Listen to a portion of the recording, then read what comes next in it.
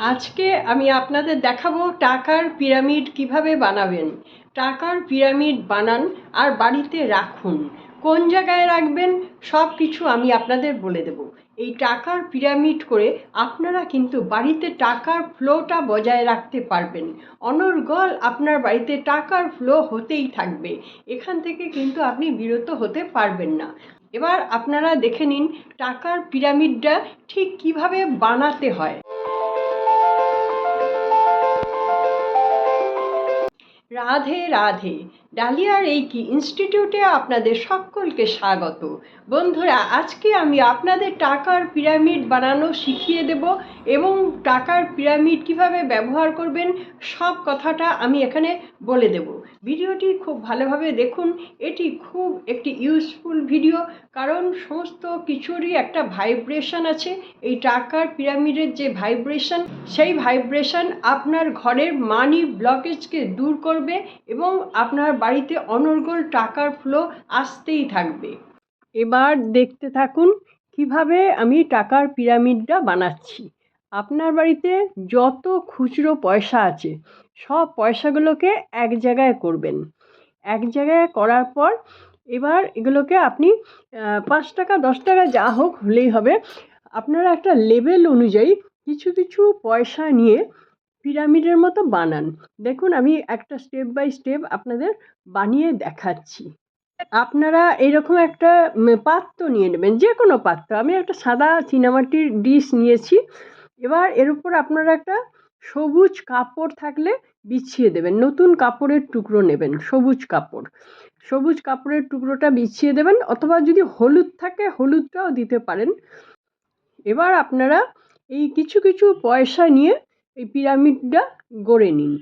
আমি এই পিরামিডটা বানিয়ে নিই, তারপরে আমি আপনাদেরকে ফুল পিরামিডটা দেখাবো। এগুলো বড্ড পিছলে যায় পয়সাগুলো, সেজন্য সাবধানে সাবধানে একটু করতে হবে। ঠিক আছে, এইভাবে করে নেবেন। দেখুন,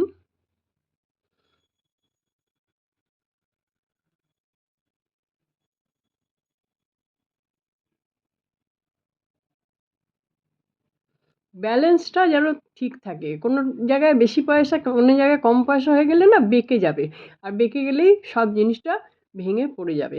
সেই জন্য ব্যালেন্সটা ঠিক থাকার জন্য ওই লেভেলটাকে ঠিক করে নিতে হবে।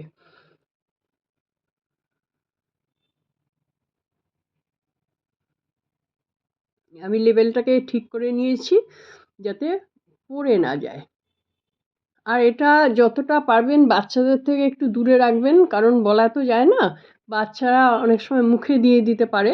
তারপরে বাচ্চারা যেখানে হুড়োহুড়ি করে খেলাধুলা করে সেখানেও এটা একটুখানি টোকা লাগলেই পড়ে যেতে পারে। সেই জন্য বাচ্চাদের থেকে একটু দূরে রাখবেন। সাবধান করা সবসময় ভালো। খুব ধীর স্থিরভাবে আপনাদের সামনে আমায় করতে হচ্ছে, কারণ কি বেশিক্ষণ টাইম তো নেওয়া যাবে না।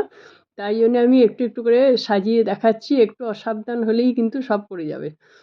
তো আপনারা একটুখানি ধৈর্য ধরে দেখুন, এক্ষুনি জিনিসটা হয়ে যাচ্ছে।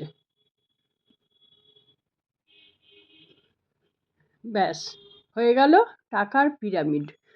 দেখুন, একটু ভালোভাবে করতে হবে। যদি ব্যালেন্স না থাকে তাহলে খুচরো পয়সাগুলোর তো একটু পেছল হয়, পড়ে যেতে পারে। তো এটা ভাঙবেও না, পড়বেও না, ঠিকভাবে রাখতে হবে। আর একটা এমন জায়গায় রাখবেন যেখানে বেশি নাড়ানাড়ি না হয়, নাড়া পড়লেই কিন্তু পড়ে যাবে। দেখুন টাকার পিরামিডটা কিরকম হলো, আরেকবার দেখিয়ে দিচ্ছি আপনাদের সামনে থেকে। প্রত্যেকেই চেষ্টা করুন বাড়িতে এরকমভাবে আপনারা টাকার পিরামিড বানান। আর এই পিরামিডটা কোন দিকে রাখবেন? পিরামিডটা রাখবেন আপনারা পূর্ব উত্তর দিকে কোনাকুনি। যদি আপনার এই কোনাকুনি জায়গাটা না হয় তাহলে আপনারা রাখবেন শুধু পূর্ব দিকে, আর নইলে রাখবেন শুধু উত্তর দিকে। আচ্ছা, এই যে পিরামিডটা বানাচ্ছি, এই পিরামিডটা বানাবার আগে আমাকে কি করতে হবে? বাড়িতে যত রকম পয়সা আছে, খুচরো পয়সা, সব রকম পয়সা চলবে। নতুন পুরনো, 10 টাকা 5 টাকা 1 টাকা 2 টাকা সমস্ত।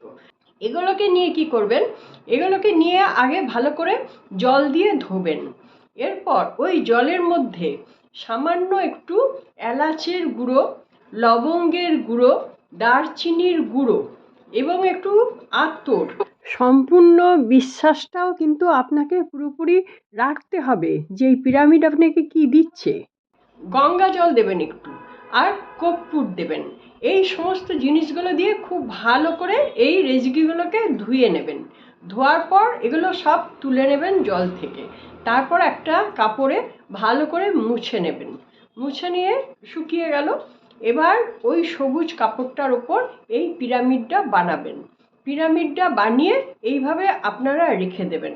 সেখান থেকে যেন আর নাড়ানো না হয়, যেন আপনি দেখতে পান জিনিসটা। আর প্রত্যেক দিন দেখতে পেলে আপনার যেন মনটা খুশিতে ভরে ওঠে। টাকার পিরামিড, টাকা দিয়ে তৈরি একটি মন্দিরের মতন, যেটা হচ্ছে ওপর থেকে ইউনিভার্সাল ফোর্সটা অ্যাচিভ করছে এবং ছড়িয়ে দিচ্ছে। সেটাই আপনার ঘরের মধ্যে ছড়িয়ে দেবে। এইভাবে আপনার ঘরে যদি মানি ব্লকেজ থেকে থাকে তাহলে সেটা কিন্তু কেটে যাবে, এবং সেই সঙ্গে আপনার মনটা যতবার খুশি হচ্ছে ততবারই আপনার মনের থেকে মানি ব্লকেজটাও কিন্তু চলে যাবে। এটা আপনি পার্মানেন্ট রেখে দেবেন। যখন মনে করবেন ধুলো পড়ে গেছে, ময়লা হয়ে গেছে, পরিষ্কার করার দরকার, তখন এগুলোকে নিয়ে আবার আপনি ভালোভাবে ওয়াশ করে নেবেন। ওয়াশ করার পর ওই একই পদ্ধতি, ওই এলাচের গুঁড়ো, লবঙ্গের গুঁড়ো, দারচিনির গুঁড়ো, কর্পূর, একটু গঙ্গা জল সব দিয়ে ধুয়ে নেবেন। ধুয়ে নিয়ে আবার ফের পিরামিডটা বানাবেন। বানিয়ে আপনি রেখে দিন। এগুলো থাকবে পার্মানেন্টলি, এবং সত্যি সত্যি এটা কিন্তু ব্লকেজ কাটায়। আর তার সঙ্গে বলবো, শুধু আমি পিরামিড করে বসে থাকলে কিন্তু হবে না। তার জন্য আমাকে টাকা কিভাবে আয় করতে হবে তার প্ল্যানিংটা করতে হবে, টাকা সঞ্চয় করতে হবে, এবং টাকার জন্য আমাকে সেই কর্মটাও করতে হবে। এটাকে বাদ দিয়ে কিন্তু নয়, এগুলোও করতে হবে, এটাও করতে হবে। এটা ভাইব্রেশনটা সবসময় আপনার ঘরে দিচ্ছে, যার জন্য আপনি মানি ব্লকেজটা কাটিয়ে উঠতে পারবেন। বন্ধুরা, এই মানি পিরামিড আপনাদের কিরকম লাগলো আপনারা কমেন্টসে জানাবেন। আর কে কে বানাচ্ছেন, বাড়িতে রাখছেন, সেটিও কিন্তু জানাতে ভুলবেন না। যদি এই ভিডিওটি আপনাদের পছন্দ হয়ে থাকে তাহলে একটি লাইক এবং সাবস্ক্রাইব করতে ভুলবেন না। যারা রেইকি বা স্পিরিচুয়াল হিলিং শিখতে চাইছেন, ডালিয়া রেইকি ইনস্টিটিউটে আমি ডালিয়া মুখার্জি, আমি কোন কোন সাবজেক্ট শিখিয়ে থাকি তা আমার ভিডিওর প্রত্যেকটি ডেসক্রিপশন বক্সে আছে, সেখানে গিয়ে আপনারা দেখে নেবেন। আশা করছি আপনারা সকলে খুব ভালো থাকুন, আনন্দে থাকুন, সুস্থ থাকুন এবং হাসি মুখে থাকুন। নমস্কার, দেখা হচ্ছে পরবর্তী ভিডিওতে।